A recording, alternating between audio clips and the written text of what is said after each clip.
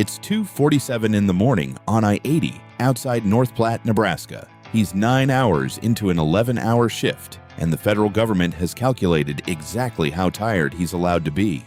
Not how tired he actually is, how tired the law says he can legally drive. There are 2 million heavy and tractor-trailer drivers in America. They move 72% of everything you own before it reaches you. Your groceries, your phone, the couch you're sitting on right now. And almost none of them will tell you what the job actually costs. The pay looks decent on paper. The reality is a lot more complicated than a paycheck. Some drivers clear 6 figures. Others go broke driving 80 hours a week. The difference between the two comes down to a handful of decisions most new drivers never see coming. So how much does long-haul trucking actually pay? And is it worth it? A long-haul trucker, technically a heavy and tractor-trailer truck driver, hauls freight over 26,000 pounds across state lines, often on routes spanning a week or more away from home. There are roughly 2 million of them working today, and the Bureau of Labor Statistics projects about 237,000 job openings a year through 2034, not because the industry is exploding, but because turnover is brutal and drivers keep leaving. You'll find them everywhere, but the biggest hubs cluster around freight corridors, the I-80 spine through the Midwest, the ports of Los Angeles and Long Beach, the Dallas-Atlanta-Chicago triangle. This job is the circulatory system of the American economy. When truckers stop moving, shelves go empty in about 3 days. That's not an exaggeration. That's how thin the supply chain margin actually is. Most people picture a rugged individualist behind the wheel. The reality is closer to a highly regulated profession. Logbooks, drug testing, federal hours of service rules, and a company dispatcher deciding where you sleep tonight. Here's the real number. According to the Bureau of Labor Statistics, the median annual wage for heavy and tractor-trailer drivers was $57,440 in 2024, about $27.62 an hour. The bottom 10% earned less than $38,640 a year, while the top 10% cleared more than $78,800. Year 1 looks different depending on where you start. Fresh CDL holders typically land between $37,000 and $58,000, depending on the carrier and whether they run local, regional, or over-the-road routes. Big carriers dangle sign-on bonuses of $5,000 to $15,000. But read the fine print. Most require you to stay 12 to 24 months, or you owe the money back. Mid-career, 5 to 10 years in, is where the range explodes. A company driver running steady regional routes might sit around $60,000 to $65,000. An over-the-road driver willing to live on the road 300 days a year can push past $75,000. Specialized freight, hazmat, tanker, oversized loads pays a premium, sometimes $80,000 to $90,000. Top earners are almost always owner-operators. Drivers who own or lease their own truck and get paid a share of the freight revenue instead of a per-mile rate. Some clear over $100,000 a year, but that number is deceptive because an owner-operator is also running a small business. Fuel, insurance, truck payments, maintenance, permits. A bad month of fuel prices or a blown engine can wipe out a quarter's profit in a week. Most company drivers get paid per mile, not by the hour. Historically around 55 to 65 cents a mile, though rates shift with freight demand. That means sitting in a dock for 6 hours waiting to get loaded often pays nothing. Detention time, breakdowns, traffic. None of that moves the odometer, and none of it necessarily moves the paycheck. After taxes, after per diem deductions if you're an owner-operator, after truck payments if you own your rig, the number on the recruiting billboard and the number that hits your bank account can be 2 very different figures. 4:30 a.m. Marcus is awake before his alarm. Most drivers are after enough years of it. He does his pre-trip inspection in the dark.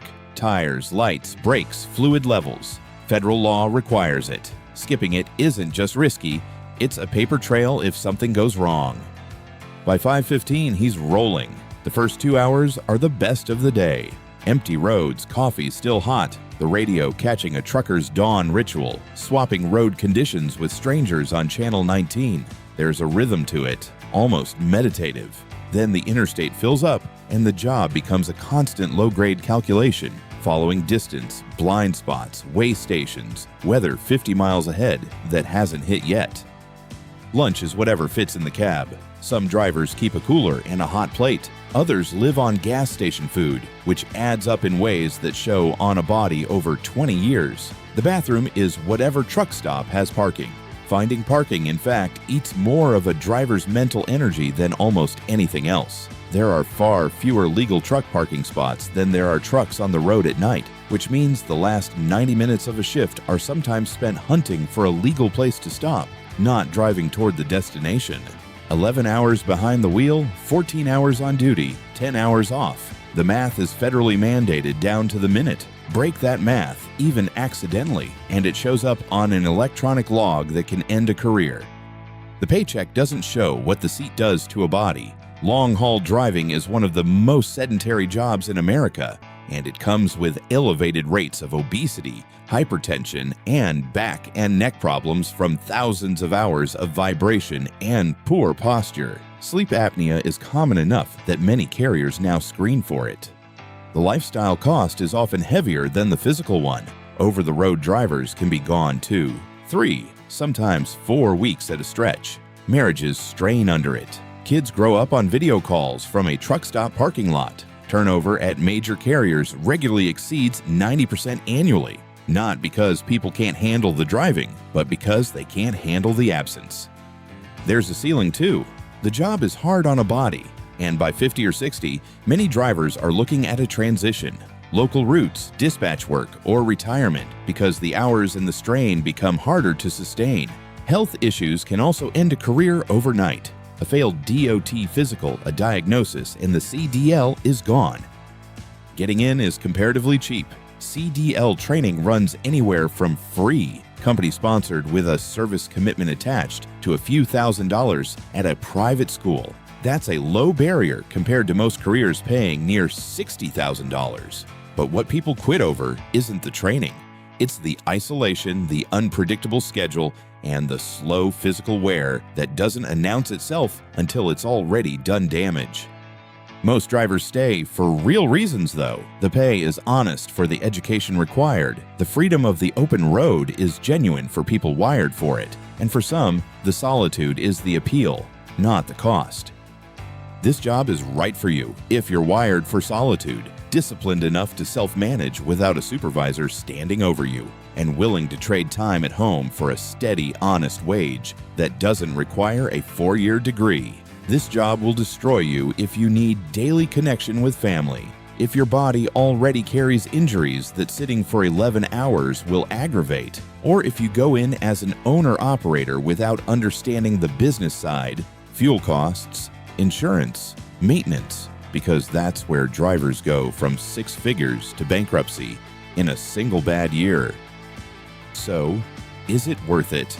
For the right person, yes. A median wage of $57,000 with no college debt in an economy where that same wage often requires a degree is a legitimate deal, but it's not a job you drift into and coast through. It's a trade, your body, your time, your presence at home, in exchange for a paycheck and a kind of freedom that's real, but comes with a price tag most recruiting ads don't mention. Every time you order something online and it shows up 2 days later, someone like Marcus made that possible, alone, at 2 a.m., on a stretch of highway you'll never see. That's worth remembering next time you complain about a late delivery. Next week, we're heading underground with America's coal miners. If you drive for a living, drop your experience in the comments. We read every one.